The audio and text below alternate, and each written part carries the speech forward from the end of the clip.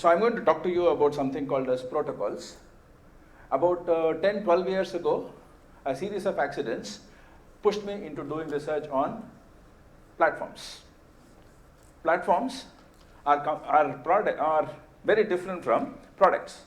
Typical idea of platforms is bringing people together. A lot of you understand platforms as e-commerce. A lot of you understand platforms as Ubers and other digital commerce where users come together. Platforms had a lot of value from social media, from digital commerce, from a variety of other things that platforms provide you. A lot of problem with platforms have come about in the last few years, primarily because these large global technology platforms have started appropriating so much value. How much value have they been appropriating? They've been appropriating value at the cost of user data. A lot of times, how many of you use Instagram when you're waiting? We have nothing to do, keep scrolling, right?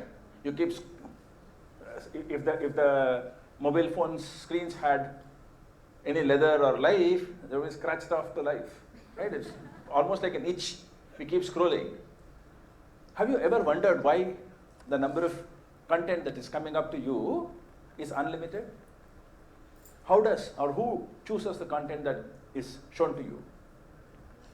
The kind of content that's coming to you is largely driven by what is called as algorithms. And how have these algorithms shaped? These algorithms have shaped by micro experiments.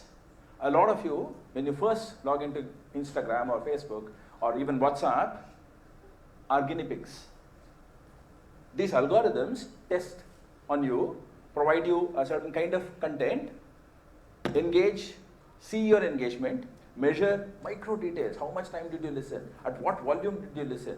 What was your phone battery percentage? All of that data is collected, churned around, and the next feed is given to you. The next content is given to you. The next content is given to you. It's pretty much like somebody has decided what you want to watch.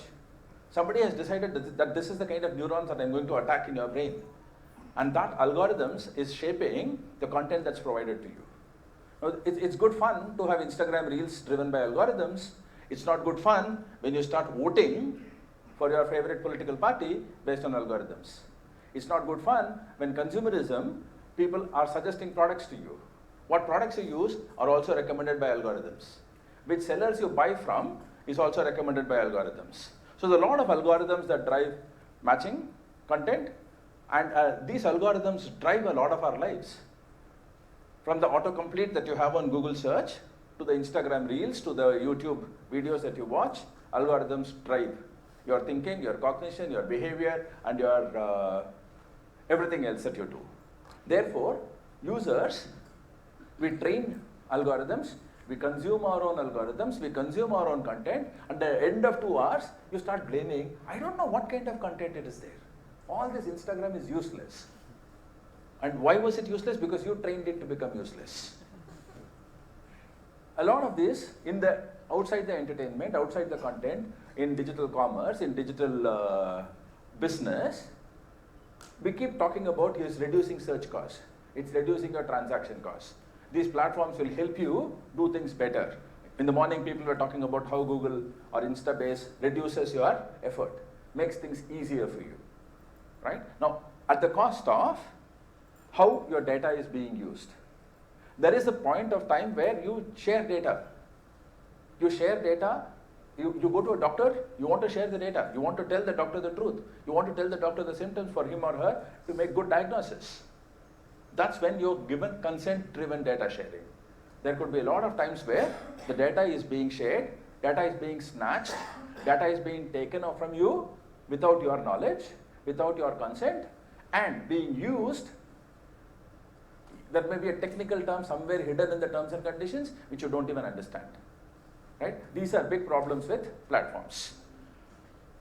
What is the solution? The solution is to start thinking about protocols. Before we go to what is protocols, any digital product you should be looking at in 3 layers. And this is a very important part of our cognition, that look at anything in 3 layers. There's at the bottom of everything else is the infrastructure. My favorite example, my students have heard this enough number of times. At the bottom of the infrastructure are things like GPS. If you hire an Uber or you order a Swiggy, The Swiggy operates on Google Maps. Imagine a day when Google Maps decides to have a planned shutdown.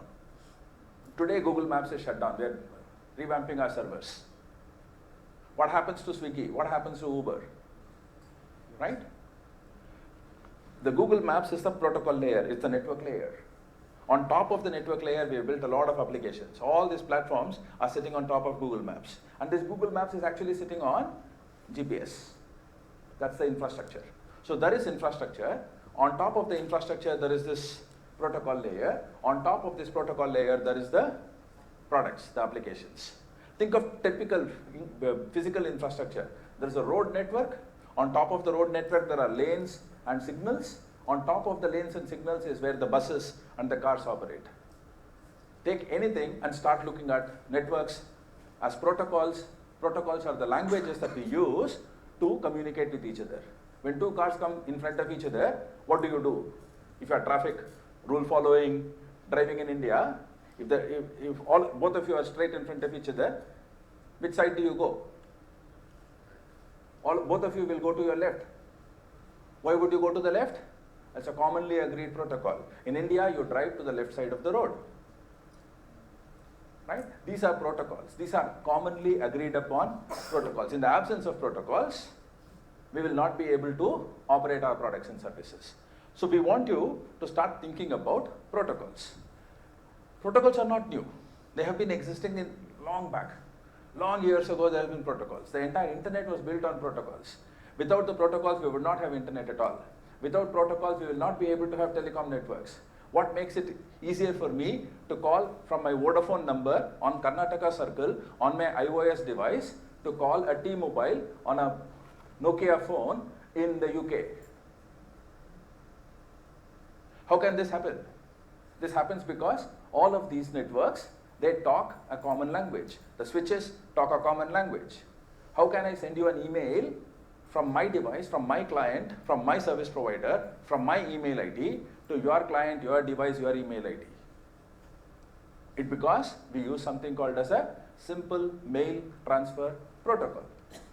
How can I look at your website? We use a hypertext protocol. Each of these protocols, the entire internet was built on these protocols, and a lot of these protocols were open. Open for everybody to use, open for everybody to join, open for everybody to customize.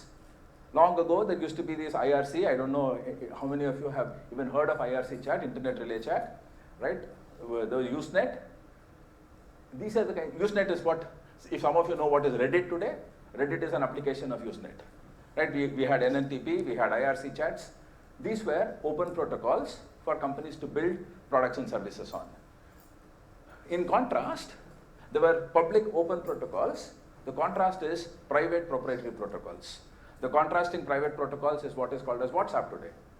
If I have to use WhatsApp and communicate with you, it is necessary that you also need to have WhatsApp. WhatsApp claims that it is end-to-end encrypted. I cannot call a non-WhatsApp user. I cannot send a WhatsApp message to a non-WhatsApp message. Even though WhatsApp and Facebook are owned by the same corporation called Meta, I can't send a WhatsApp message to your Facebook Messenger. Because these are proprietary protocols. They own the product, they own the protocol. Therefore, proprietary protocols restrict. Open protocols get full operability, full interoperability.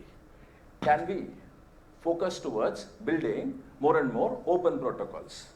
Great example that India has invested. The India story, that the S-curves that Praveen was talking about, the new India that Aviral was talking about, was all about investing in open protocols.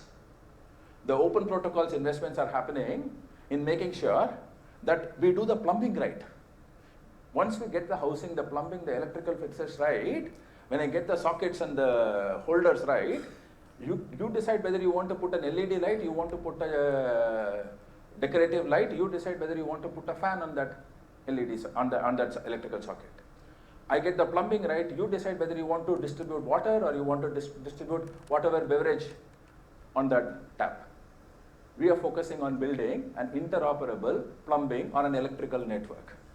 Right? That's exactly what your UPI has done. What has UPI done? U in UPI stands for Unified. What does it unify? All interfaces. Every single interface. That's where we can have phone pays, Bharat pays, whatever pays, Google pays, Indian startups, global conglomerate subsidiaries are competing fairly with each other on the basis of the same single protocol. It doesn't matter what kind of a UPI you have, it doesn't matter what application you have, it doesn't matter what bank you have your account, I can transact with you using a common language. Think of these protocols as translators. You know Russian, I know English, he knows German, we can communicate with each other because there are translators in between. Think of these protocols as translators. In the process of this translation, we are not commoditizing the application. Don't think of it as any way commoditizing the application. We are translating the backend. The backend is translated. The front end, the application layer is open enough for anybody with differentiation. There is differentiation opportunities, there is monetization opportunities. A Bharat Pay is very different from a Phone Pay, is very different from a Paytm, is very different from a Google Pay. They have their own ways of differentiating themselves, but they can't differentiate on what is the core. The plumbing is plumbing, right? So when you start thinking about protocols, it's important that there are certain principles on these protocols. There are 4 basic design principles on protocols. Forgive me for the text, but I want you to keep looking at the subtext that we are talking about in this. Because the protocols are open, if there is somebody who is not acting appropriately, somebody who is abusing the protocol. I built a plumbing for water, somebody started putting an alcoholic beverage on the, somebody is polluting the water tank. It is possible for me to decompose these bad actors. Who will decompose these bad actors? There is no one central authority. A central authority can be corrupted, a central authority can be bribed, a central authority can be thrown out either by a coup or an election or whatever. This is by the community, by the market, can decompose bad actors. If the market does not like this one particular bad actor, the bad actor can be decomposed purely by other people. The market forces can throw this bad actor out. Second thing, there's end user control over data. It is not that you gave away your data, your expressed preferences, your revealed preferences to the platform, and the platform is exploiting your data. You decide who you want to give your data to, how you want to give your data to, and what use your data is put to use. Pretty much like carrying a health record in your hand, you go to the doctor, you decide whether I want to show my doctor when I have a gastroenteritic problem, whether I want to tell her about my diabetes, whether I want to tell her about the C-section that I had some years ago, or when I want to tell her about my knee injury 3 years ago.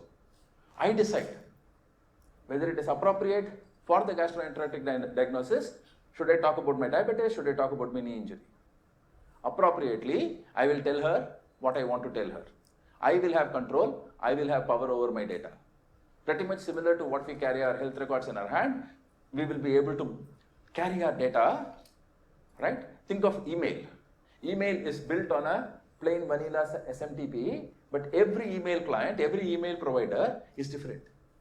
It has different features, the Outlook has different features, Outlook on iOS has different features. Each one of them are able to clearly create value, but still have data, control over your data. We also need to be able to define the boundaries of how my data is being used. Either the data is being used by a centralized authority, by an algorithm, or by a community. What is appropriate and what is not appropriate? You have these WhatsApp groups where you write content. How are WhatsApp groups moderated? Right? Community-driven moderation. Right? There are certain platforms where moderation is done by the AI. The AI says, it looks like this is hate speech. It looks like this is this. Or there could be governments which come back and say, take down this post, it is anti-government, it is anti-something. How do we do this? All 3 options are possible when we have this whole thing built on protocols. If you're completely driven by closed platforms, the platform is designed to do one of these. The platform can be designed to do only centralized boundary setting, or algorithmic boundary setting, or community boundary setting.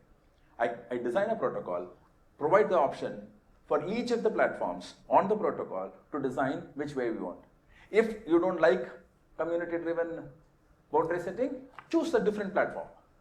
Moving from platform to the second platform is easier, decomposing, whereas moving from one protocol to another protocol is difficult. I can change the light, but I can't change the wiring so easily, right? And lastly, no intermediary should be able to exploit its data access. If there is an intermediary in your platform who is in the protocol, who is exploiting data access, and you figured out that this person is exploiting it, you can change your intermediary, right? Somebody was talking about ONDC in the morning. ONDC is about being able to provide an open network. If there is a delivery partner who is inefficient, I will decompose, I will choose to buy from the same seller, I will choose the same payment gateway, but I will choose a different delivery partner. I have the ability to choose a different delivery partner because there is this delivery partner who is inefficient, who is possibly exploiting my data. We could build a lot of choice and we could build a lot of security by design using technologies like encryption, tokenization. I'm not getting into these technologies, but we can build a lot of security around this and we can make sure that user lock-ins can be managed. I'm not saying there will be no lock-in. The user lock-in will be with consent by the user. Users decide that I want to get locked in. So therefore, for openness, openness of standards allows for democratic affiliation. Whoever wants to join can join. Very inclusive, absolutely fair. Open architecture, which means that anybody can innovate. I can extend the protocol. The protocol exists with this. I can do extensions with decentralized innovation. Open interfaces, which means that everybody can differentiate and monetize. And open governance is consensus-based, federated governance. Choose what form of governance I want, choose what form of governance I do not want. Automatically, I may be able to choose to do frictionless moderation, frictionless grievance resolution. Human intervention or non-human intervention is a choice that users will have and platforms will be chosen appropriately. Thank you very much.